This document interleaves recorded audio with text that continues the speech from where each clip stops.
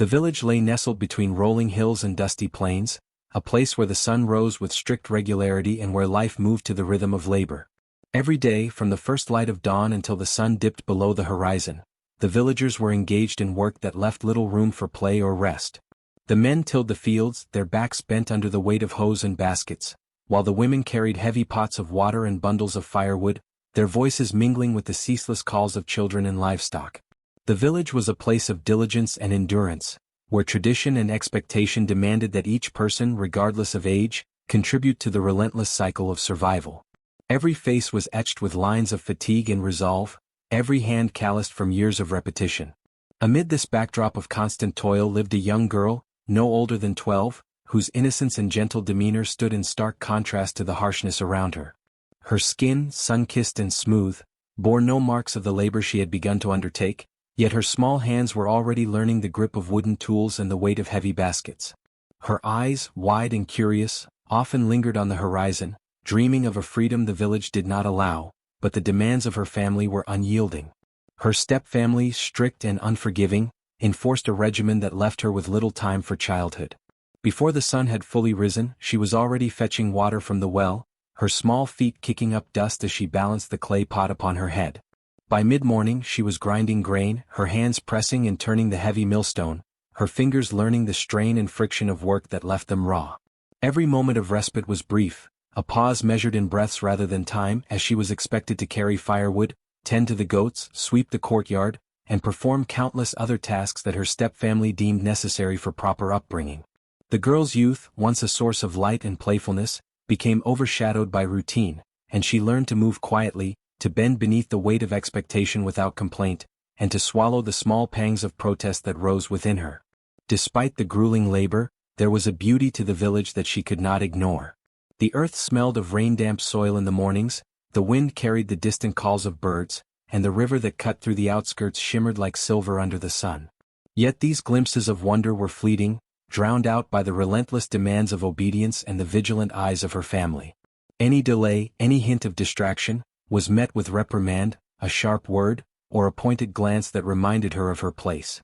Even in moments of fleeting play or imagination, she felt the invisible chains of expectation, pressing upon her young shoulders, teaching her to endure without complaint. Her innocence, however, was not entirely extinguished.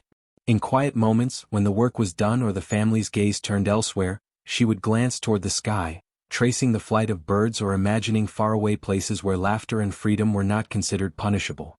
It was in these brief respites that her spirit remained intact, a fragile flame in a world that sought to mold her into someone who worked without question and accepted hardship without protest. The contrast between her youthful dreams and the unforgiving rhythm of the village's labor painted a poignant picture of endurance and quiet resilience, a girl suspended between childhood and the harsh lessons of an unyielding world. She carried within her the promise of life yet to be fully lived, even as her hands began to learn the weight of responsibility and the sting of expectation. The girl awoke each day before the sun had fully risen, the first light barely touching the horizon, and immediately her small body was summoned to labor. She slipped silently from her bed, careful not to disturb the heavier sleepers in the household, and padded across the cold, hard floor to begin her duties. Her first task was always to fetch water from the village well, a journey that demanded balance and strength far beyond her years. The clay pot she carried pressed against her forehead and shoulders, each step jostling its contents, yet she dared not spill a drop. The path was uneven, scattered with rocks and dust, and her bare feet bore the brunt of the morning chill. As she trudged back to the hut, her arms ached and her shoulders stung, but there was no pause, no word of comfort, only the sharp gaze of her stepmother awaiting her return. Once the water was safely delivered, she moved on to tend the livestock, a task requiring both vigilance and endurance. Goats and chickens scattered at every sound, and the girl chased them, corralling the restless animals with a patience born of necessity. She brushed dirt from their coats, ensured they had feed, and repaired fences that had been weakened overnight. Even as sweat stung her eyes and dirt clung to her small fingers, the watchful eyes of her elders and stepfamily measured every movement, every slip, every moment of perceived delay.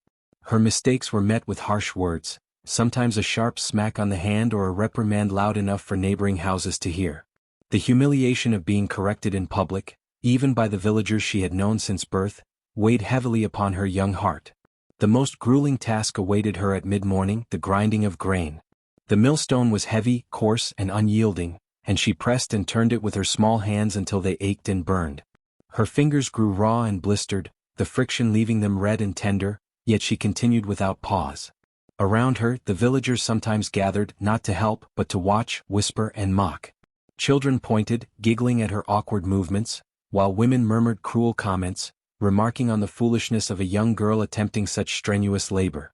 Her stepsister, if present, often stood nearby, smirking, her eyes gleaming with the satisfaction of seeing another suffer. Each glance, each whisper, each snicker felt like a blade against her spirit, cutting deeper than any physical exhaustion. Meals were eaten quickly, if at all, as there was no time to linger. Her body ached from the relentless routine, yet there was no rest, no respite, only the expectation that she continue her duties without complaint. By afternoon she was called to sweep the courtyards, tend the garden, fetch more water, or carry firewood, each task layering upon the last, compounding her exhaustion. The weight of responsibility, coupled with the public nature of her labor, made her small victories, keeping the pot steady, corralling a goat, grinding the grain, feel like ephemeral triumphs in a world designed to challenge and belittle her. Even when the sun dipped below the horizon, her labor was not entirely done. Chores to prepare the home for the night demanded continued attention. Cooking, cleaning, arranging the hearth, and ensuring the animals were secure. Her body ached, her hands bled, her back ached, yet she moved silently, enduring humiliation and exhaustion alike. The relentless cycle of work left little room for joy, for play, for imagination, and yet, through it all, she endured. Her spirit, though tested, remained intact, shaped not by cruelty alone but by an inner strength that would quietly grow, preparing her for the trials that lay ahead. The grinding of grain, a task meant to provide sustenance for the family, had become for the girl a stage for constant ridicule. From the moment she approached the millstone, villagers would gather, drawn not by necessity but by the opportunity to watch her struggle. Children, who might have once played at her side, now circled her with pointed fingers and mischievous laughter, imitating the motions of her small hands as they pressed and turned the rough stone. "Faster! Faster!" they would chant, their voices high and taunting, though the millstone was far heavier than her frail body could manage. Each turn required effort and focus, yet every slip, every falter, was met with a chorus of mockery that made her cheeks burn and her heart sink deeper into humiliation. The women of the village, who carried their own burdens of labor, added to her shame. They whispered behind cupped hands, remarks about her clumsiness and weakness, their tones sharp with scorn. "She cannot even grind like a proper girl," one would say, while another nodded, smirking. Their gossip spread through the crowd, a tide of ridicule that threatened to overwhelm her. Even as her hands bled from the friction of the heavy stone, their laughter grew, echoing around the courtyard and making her feel small, exposed, and powerless.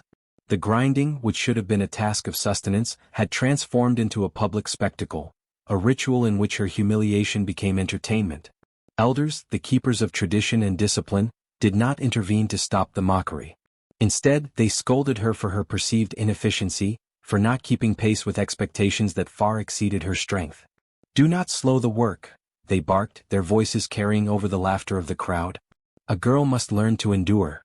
Each word was a reminder that the village valued obedience over well-being, that suffering was not only tolerated but expected, and that those who faltered became subjects of ridicule. The girl bit her lip, swallowing tears and discomfort alike, forcing herself to continue the labor that had become both her punishment and her proving ground. Her stepsister, if present, added another layer of cruelty. Standing nearby, she would exaggerate the girl's movements, mimicking the faltering presses and clumsy turns, inviting the children and even some adults to join in the laughter. Her eyes gleamed with satisfaction, a mixture of envy and malicious joy, as she orchestrated the performance of humiliation. Every glance from the stepsister seemed to reinforce the girl's place as the target of collective derision, making it impossible to focus on the rhythm of the grindstone or the flow of her own strength. The girl's hands, raw and bleeding, pressed on regardless. She had learned early that resistance only drew more scorn, that protest invited ridicule rather than relief. Yet beneath the exhaustion and pain, beneath the watching eyes and whispering tongues, a quiet determination began to grow. Every taunt, every scolding, every mocking gesture became a reminder not only of her suffering but also of her endurance. Though the crowd saw only a struggling girl, her spirit began to form a hidden strength, forged in humiliation, tempered by effort and sharpened by the public nature of her labor. As the day wore on, the grinding continued, a ceaseless rotation of stone and hand, of blood and dust. The villagers laughed, whispered, and scolded, creating a symphony of derision that surrounded her. Yet she did not collapse. She endured, each turn of the millstone a silent testament to her resilience. What the villagers interpreted as weakness or foolishness was in fact the early shaping of a power they could not yet comprehend. By the time the sun dipped low, painting the village in a golden haze, the grinding had ceased for the day, but the lesson had been learned in silence. She could endure more than anyone expected, and the laughter that sought to break her only strengthened the foundation of the force that would one day astonish them all. The day had been long, the sun relentless in its climb across the sky, casting sharp shadows across the village courtyard where the girl labored. Her hands, already raw from hours of pressing and turning the heavy millstone, began to protest more fiercely than before. Small cuts opened along her palms and fingers, the coarse friction of the stone wearing through her skin, leaving bright streaks of blood that clung stubbornly to her hands. Each turn sent stinging pain up her arms, a reminder of the relentless demand placed upon her fragile body. Yet she continued, her small frame bent over the millstone, silent, steadfast, and determined not to give the cruel spectators the satisfaction of seeing her falter completely. The villagers watched without compassion. Children continued to point and giggle, delighting in the sight of her struggle, while women whispered sharper remarks, noting the redness of her hands, the slight tremor in her grip, and the stubborn determination that refused to yield. Her stepsister, standing close by, pressed her advantage with cruel glee, leaning over to mock every faltering motion, every bead of sweat, every sharp inhale as the pain spiked. Too slow. You will never finish, she jeered, her laughter slicing through the air. The elders, unyielding and stern, barked their own instructions, insisting she keep pace, ignoring the obvious suffering and rawness of her hands. Grip harder. Do not falter. A girl must learn endurance. Their words carried both command and contempt, and the girl bent under their weight, her body aching, her palms seared, yet her spirit clinging to the only refuge left, silent endurance. Each turn of the millstone drew a fresh pulse of pain, sharp and biting, yet she forced herself to press on, steadying the stone with careful precision despite the blood that now streaked across her fingers and palms. She pressed her lips together tightly, holding back tears that threatened to blur her vision, knowing that any display of weakness would invite more ridicule. The rhythmic motion of grinding, once a simple task, had transformed into a cruel gauntlet, a test of will as much as strength. Her hands, slick with blood and sweat, were a testament to both the physical torment and the relentless expectations imposed upon her. The injustice of the situation pressed on her quietly but persistently. She had done nothing to merit such cruelty, nothing but exist as the subject of others' mockery and control. Each jab of pain, each jeer from the crowd, felt like a declaration that her worth was measured not by her character, but by how long she could endure humiliation and labor. And yet, she bore it all in silence, absorbing the injustice without complaint, finding a strange strength in the very act of continuing. Her hands were wounded, her body ached, and her spirit burned with quiet defiance, a recognition that suffering inflicted unfairly could be endured without surrender. Time passed slowly, and the sun climbed higher, merciless in its heat.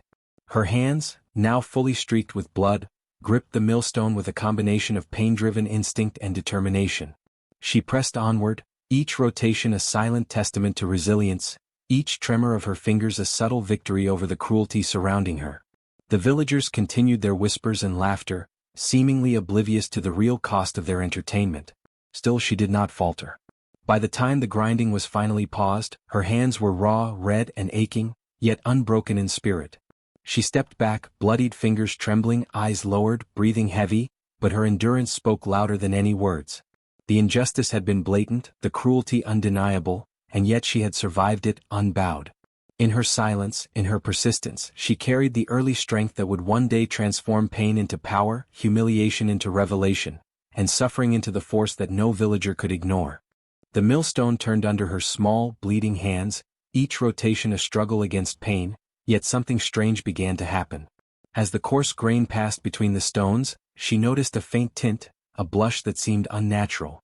At first she thought it was a trick of the morning sun, the reflection of light upon the dust, but the color deepened with every turn.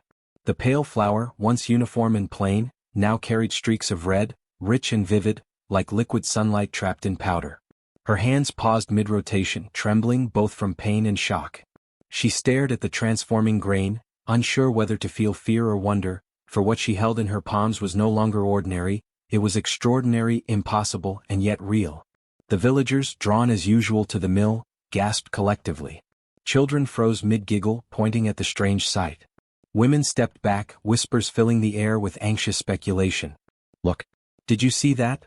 one woman breathed, her voice trembling as she clutched her shawl. It's blood," a child exclaimed, eyes wide with a mixture of fascination and terror. The elders, who had demanded endurance and mocked her persistence, frowned deeply, their faces drawn tight with confusion. Some shook their heads, certain that their eyes were deceiving them, while others leaned closer, disbelief battling curiosity. Even her stepsister, who had relished the girl's pain moments before, stared slack-jawed, her smug expression replaced by shock and uncertainty. The girl herself felt a pulse of awe ripple through her, tinged with fear. She had endured relentless labor, humiliation, and pain, yet she had never imagined that her persistence could produce something so miraculous. The red-tinged flower seemed to pulse with energy, a strange life emanating from the very grain she had ground. Every turn of the millstone seemed to deepen the color, streaks intensifying as if responding to her endurance, her suffering, and her silent determination. She glanced at her hands, still raw and bleeding, wondering if the miracle was tied to her own blood, her pain, or something far beyond human understanding. The atmosphere in the village shifted. Where moments before there had been derision and ridicule, now there was a tentative silence, punctuated by whispers and gasps. Villagers exchanged glances, unsure whether to flee or approach, their minds grappling with what they saw. Some muttered of curses, others of spirits, and a few dared to consider that the girl herself might be the source of the extraordinary phenomenon. Fear and awe intertwined, producing a tension so thick it seemed to weigh on the very air. The mill courtyard, once the stage for mockery, had transformed into a place of wonder and apprehension. Her stepsister, whose laughter had been sharp and triumphant, now felt the first stirrings of unease. The cruelty she had orchestrated had awakened something beyond her control, something that neither ridicule nor dominance could contain. She stepped back, her eyes darting nervously from the millstone to the girl, wondering if the humiliation she had planned might return upon her in ways she could not foresee.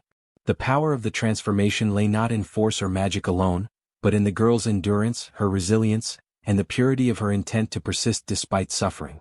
By the time the villagers had gathered fully, the red flower coated the ground in soft waves of crimson, catching the sunlight and shimmering like tiny embers.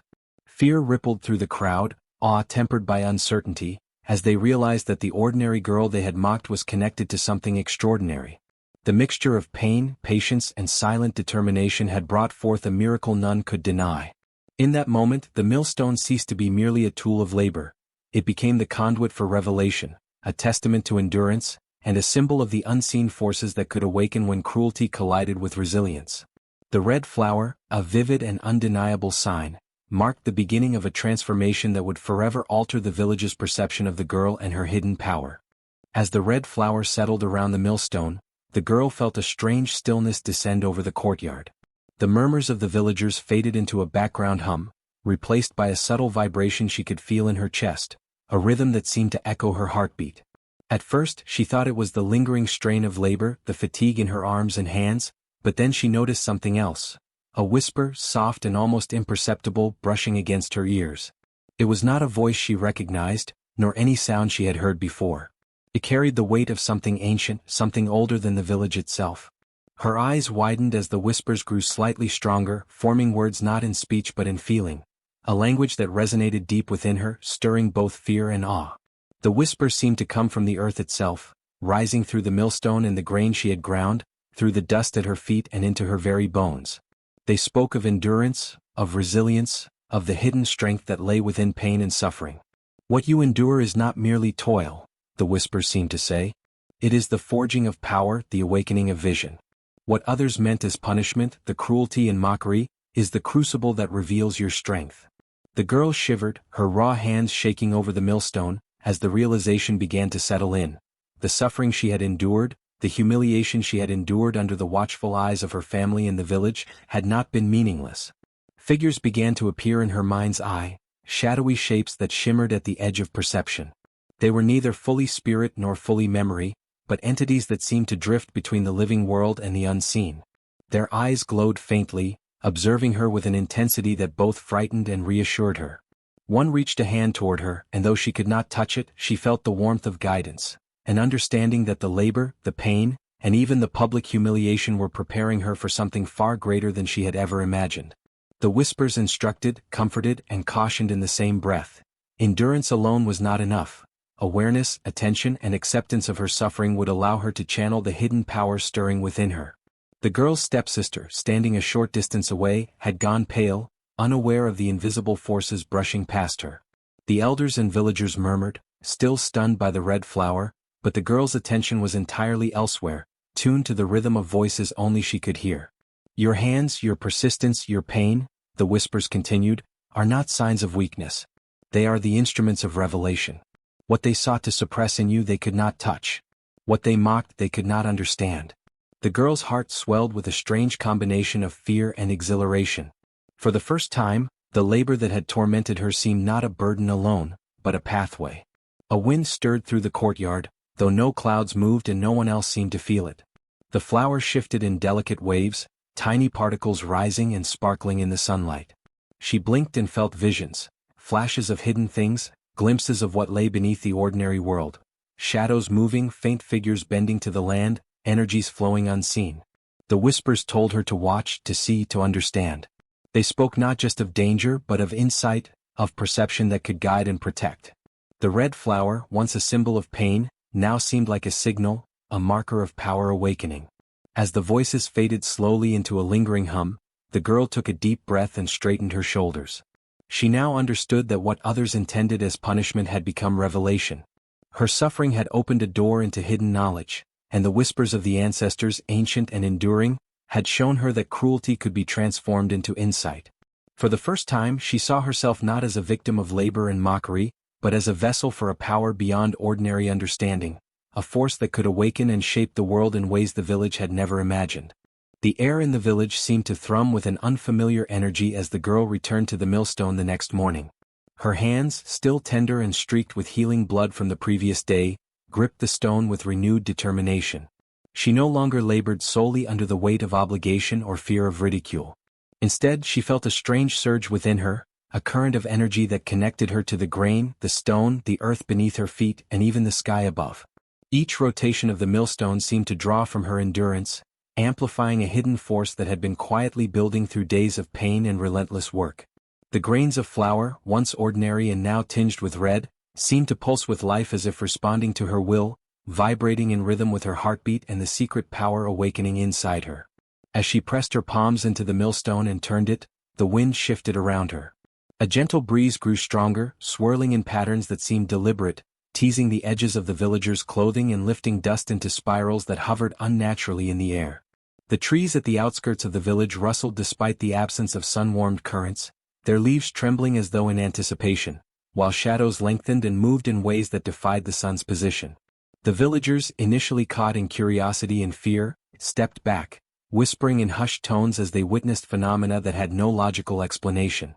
The children who had mocked her earlier stopped mid-play, eyes wide, gazing at the flower-dusted hands of the girl that now radiated something intangible but undeniably powerful. Her stepsister, who had taken pride in orchestrating ridicule and humiliation, now watched in silence. The confident smirk that had so often mocked the girl's endurance was replaced with an uneasy tremor. She felt the first stirrings of fear, though she could not yet grasp the extent of what was happening. The elders, usually so certain of their authority, found themselves rooted in place, whispers of disbelief spilling from their lips. The courtyard, once a familiar space of labor and humiliation, now seemed transformed, charged with a mysterious energy that responded to the girl's every movement. With each rotation of the millstone, her connection to the unseen deepened. She could sense the rhythms of the village, the ebb and flow of life, and the hidden currents of energy that threaded through the earth. Small animals in the distance paused, their heads tilting as if sensing the shift in reality. Birds, usually unconcerned by the presence of humans, circled above in erratic patterns, their cries echoing like signals. Even the river, placid and predictable, rippled unnaturally, tiny waves glinting in the sunlight with a brilliance that seemed unnatural, as though the water itself had become aware of her power. She no longer felt pain in the same way. The rawness of her palms and the ache in her arms were still present, but instead of weakening her, they became conduits, channels through which her energy flowed outward. Every throb of discomfort translated into force, every pang of fatigue a pulse that resonated through the millstone and into the surrounding air. The grains turned more vivid red, brighter and richer, and they seemed to rise in faint, floating swirls, circling around her in a slow, hypnotic dance. It was as if the flower itself had become a visible manifestation of her hidden strength, a tangible sign of the power that had been nurtured through suffering, patience, and resilience. The villagers, both awed and terrified, began to feel the impact in ways they could not articulate. Roof tiles rattled, chickens scattered into the air, and the dust at their feet seemed to lift of its own accord. A hum, soft but persistent, vibrated through the ground, resonating in bones and hearts alike. The girl felt it too, a vibration that aligned with her breath, her pulse, her determination. She realized, in a rush of clarity, that her endurance, humiliation, and suffering had been a crucible, shaping not just her body, but the reality around her. Each turn of the millstone, each press of her hands, each careful exertion of effort, was now a catalyst for change, a ripple through the unseen fabric of the village's existence. Her stepsister's fear grew as the air thickened with energy, the wind spiraling around her and the girl like invisible hands, tugging at hair, clothing, and breath. "Stop!" she cried, voice trembling, but the words fell on ears tuned to a higher rhythm. The girl's hands did not falter. She pressed onward, silently commanding the currents of air, dust, and even shadow with a focus born of suffering transformed into will. The millstone turned, the grain danced, and the village itself seemed to respond, bending subtly yet undeniably to the emergence of her power. Time lost meaning. Hours passed in a suspended rhythm as the girl's hidden strength continued to grow, connecting her to the elements and to the unseen forces that had whispered to her the day the flower had first turned red. The trees bent slightly toward her, leaves trembling. The river shimmered with impossible ripples. The wind carried whispers no one else could hear. The villagers, once observers of humiliation, now witnessed the awakening of a force beyond understanding, a tangible manifestation of endurance transformed into power. By evening, the courtyard, once mundane and familiar, had become a place of wonder and latent fear. The girl stepped back, hands still red from effort and flower, breathing heavily yet unbowed. Her power had risen, no longer hidden within her small frame or tethered only to the millstone. It had spread through the village, altering the air, the ground, and the perception of all who had dared to mock her. She was no longer merely a girl who endured, she was a living conduit of hidden strength, a force awakened by suffering, and a presence that the village would never forget. The village awoke the next morning to a sense of unease that could not be ignored. Crops that had thrived under the care of diligent hands now drooped, their leaves curling and browning despite careful watering. The tools of labor, once reliable and sturdy, lay broken or warped, as if the very materials had rebelled against the hands that wielded them. Water in the well seemed sluggish currents curling unnaturally in the clay basin, while the river beyond the village ran erratically, rising and falling in patterns no one could explain. A low hum vibrated through the ground, subtle yet insistent, unsettling the villagers and alerting them that something had changed. They exchanged worried glances, whispering half-formed fears, their confidence shaken by forces they could neither comprehend nor control. The girl emerged into the courtyard, her small hands still streaked with red from her labor at the millstone, the flower dust clinging to her arms and dress. Her eyes, once downcast with fear and humility, now shone with a clarity and calm that unsettled even the bravest of the elders. Her stepsister, who had spent so many days orchestrating humiliation, shrank back, her smirk replaced with wide-eyed terror. The laughter that had once echoed around the courtyard was gone, replaced by a tense silence as villagers sensed, without fully understanding, that the girl before them had become more than a child. They recognized instinctively that she held a power they could neither challenge nor ignore. The wind began to stir, threading through the village in spirals that rattled shutters and tossed dust across the ground.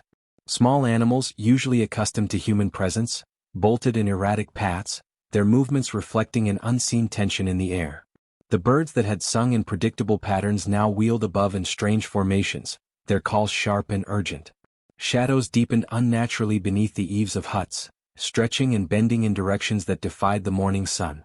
Each element of the village seemed to respond to the girl's presence, bending, shifting, or reacting to her will, yet in a measured, restrained manner.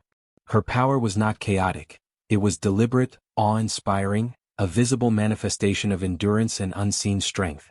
The villagers gathered in the courtyard, fear etched into their faces. The elders, whose authority had long been unquestioned, stepped forward hesitantly, their voices trembling as they addressed the girl. "Child, what is this?" one asked, unsure whether to command, question, or plead.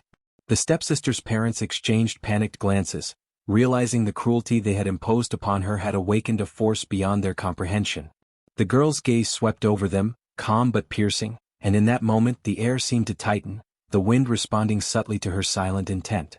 She did not shout, she did not strike. The village understood that the consequences had already begun, and that she needed only to exist for the world around her to reflect her power. Crops withered in patterns that mirrored the path of her labor, leaves curling as though recoiling from the memory of pain inflicted upon her.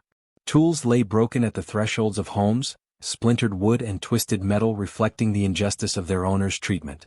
Even the river shifted unnaturally, lapping at the banks in sudden surges, waves catching sunlight in crimson glints that recalled the red flower of her grinding. Villagers stepped back, their eyes wide as they saw the tangible evidence of wrongdoing mirrored in the land itself. No words of warning could capture the impact of the transformation. It was immediate, visceral, undeniable. The girl took slow steps forward, her movements deliberate, each one resonating with authority that belied her years. Her stepsister stumbled backward, and her parents could only clutch each other in stunned silence.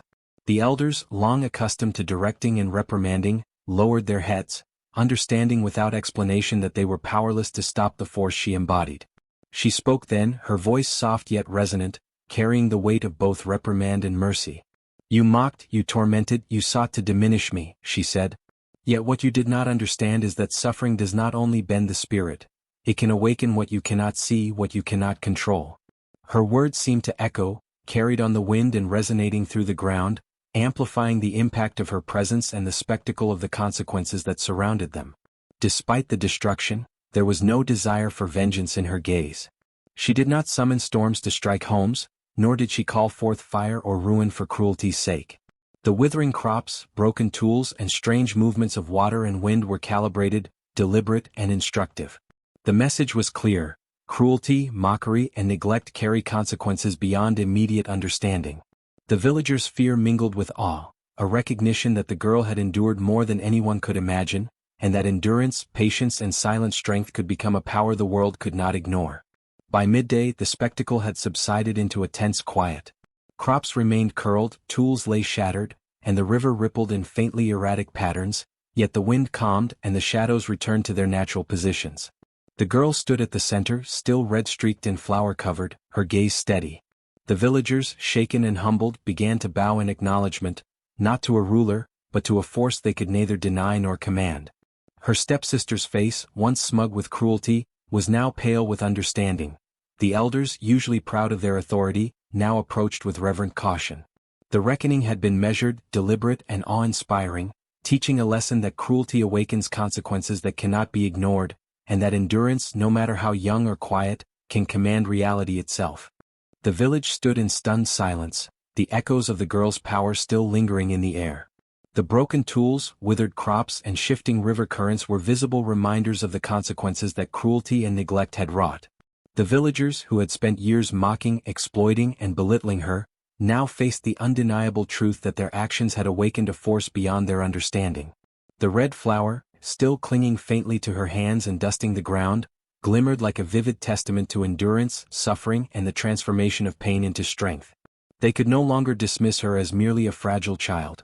They had witnessed the power that patience, resilience, and injustice combined could generate. Eyes lowered, the elders shuffled forward, hesitant yet compelled to acknowledge the lesson. Their authority, once unquestioned, had been humbled, reshaped by the tangible reminder that their cruelty had limits they could not control. The stepsister, who had delighted in orchestrating humiliation, now stood frozen, a mixture of fear and regret washing over her. The laughter that had once echoed through the village was replaced by quiet murmurs of acknowledgement. Every gaze, every gesture seemed to convey the same realization: mockery and exploitation carry consequences, and no one, no matter how seemingly powerful, can escape the effects of cruelty left unchecked. The girl's hands, raw yet steady, became the medium through which she imparted her wisdom. She did not unleash storms or demand punishment. Instead, she demonstrated the enduring power of resilience. She touched the red-streaked flower gently, letting it fall between her fingers, and the villagers watched, captivated, as if the simple act carried an unspoken truth. "What you sought to break in me, she said softly, voice calm but resonant, has become the force that now teaches you. Pain endured, injustice faced, and mockery received need not destroy the spirit, they can awaken it. What you thought was weakness became your lesson. Her words were measured, deliberate, leaving no room for doubt. Children who had once mimicked her faltering steps and teased her endlessly, now watched in awe. Some whispered to their mothers, some tugged at the skirts of the women who had mocked her, seeking understanding of the extraordinary event they had just witnessed. Even the youngest could sense the gravity of the lesson. Cruelty is not harmless, and suffering is not inconsequential. The village itself seemed to echo her teaching. The crops would heal, the river would settle, and the tools could be repaired, but the memory of the lesson would remain, etched in red flour, in trembling hearts, and in the stories that would be told for generations. Her stepsister, who had orchestrated so much of the girl's torment, finally met her gaze.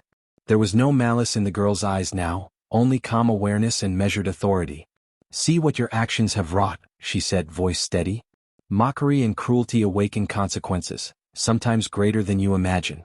Let this day be remembered, not as punishment but as revelation." The stepsister's face flushed with shame and she stepped back, no longer daring to laugh, realizing the depth of her own misjudgment. The girl's endurance, her silent patience, and her ability to transform suffering into power had taught a lesson that words alone could never convey. By evening, a quiet respect had settled over the village. The elders spoke softly among themselves, contemplating the implications of the events. Villagers helped each other tend to the damaged crops and repair broken tools, their hands working not out of fear, but out of recognition that justice and consequence were woven into the fabric of life itself. The red flower on the girl's hands had become a symbol, a vivid emblem of the lesson that cruelty and exploitation bring consequences, and that endurance, patience, and hidden strength can transform even suffering into wisdom. In this way, she taught without destruction, leaving a legacy of awareness that would guide the village long after the day of red flower had passed. The girl, exhausted but unbowed, stepped back from the millstone, letting the flower settle. The villagers, their hearts changed, had learned that power is not always loud or violent, but sometimes quiet, patient, and enduring, manifesting at the precise moment when injustice cannot be ignored. In her silent presence, they recognized the enduring truth. Cruelty invites consequence and resilience commands respect. The girl stood in the courtyard, her hands still dusted with the faint red of the flower that had once been a symbol of pain and now a testament to endurance. The village had returned to its routines, but everything had shifted. Its rhythm, its awareness, and its respect for forces beyond mere human strength. She had endured humiliation, relentless labor, and mockery, yet through that suffering she had discovered a hidden strength that not only transformed her own life but reshaped the lives of all who had witnessed it. Her small frame, once a target for ridicule, now carried an aura of quiet power and calm authority that no one could deny. Over time, the villagers spoke of the red flower not as a curse, but as a sign, a reminder that resilience and courage could turn suffering into something extraordinary. Children were told her story at their mother's knees, learning that endurance in the face of cruelty could awaken powers that were unseen yet undeniable. They learned to respect labor, not as a tool for humiliation, but as a channel for transformation. The elders, too, recounted the tale not merely as history, but as a lesson etched in the memory of the land itself, that injustice carries consequences, and that patience, perseverance, and moral integrity hold their own form of magic. Her stepsister, once the architect of her torment, became a changed presence in the village. Though the bond of rivalry could never fully vanish, she carried with her the memory of that day, a constant reminder that cruelty has limits and that even small hands, guided by endurance, can wield forces beyond comprehension. The story of the girl and the red flower became intertwined with the village's identity, a legend passed from generation to generation. Mothers spoke of it as a warning: treat others with fairness, respect, and compassion, for hidden strength can emerge from those who seem powerless. Fathers cited it as inspiration. Even the smallest among them can wield influence when guided by resilience and courage. The mystical undertone of the event endured too. Whispers of unseen forces, the reactions of crops, water, and wind, and the inexplicable transformations of the millstone and flower all became woven into the lore of the village. People learned to acknowledge that some powers are born not of malice, not of wealth, not of status, but of endurance, patience, and the ability to transform suffering into insight and action. The girl herself became a symbol of balance, justice meted not with vengeance, but with awareness and measured influence. Her presence was a living reminder that cruelty provokes, suffering shapes and courage transforms. Merchants traveling through the region heard her story and carried it to neighboring villages. Travelers and storytellers alike spoke of the girl who turned blood into flower, who endured hardships silently and emerged not only unbroken but empowered. Her legend grew, intertwining with the natural rhythms of the land, and the village became a place where respect, caution, and awe coexisted with daily life. Her tale was a warning against mockery and oppression, yet simultaneously an inspiration to those who faced hardship in silence, showing them that perseverance can awaken a strength beyond expectation. In the quiet of dawn, as the girl worked her daily tasks, the villagers no longer saw her as merely a laborer or a child. They saw her as a living testament to endurance, courage, and mystical balance. The red flower, once a mark of humiliation, had transformed into a symbol of power and revelation, immortalized in stories, songs, and whispers carried on the wind. Her legacy was not one of destruction, but of transformation, proof that what is intended to harm can be transmuted into wisdom, insight, and a force that commands respect without the need for vengeance. Through generations, the girl's story remained alive, a beacon of resilience and the mystical truth that hidden strength can rise from the depths of suffering. She had endured, she had transformed, and she had left a mark upon her village that would never fade, a story of courage, patience, and the extraordinary power that lies within those who refuse to be broken.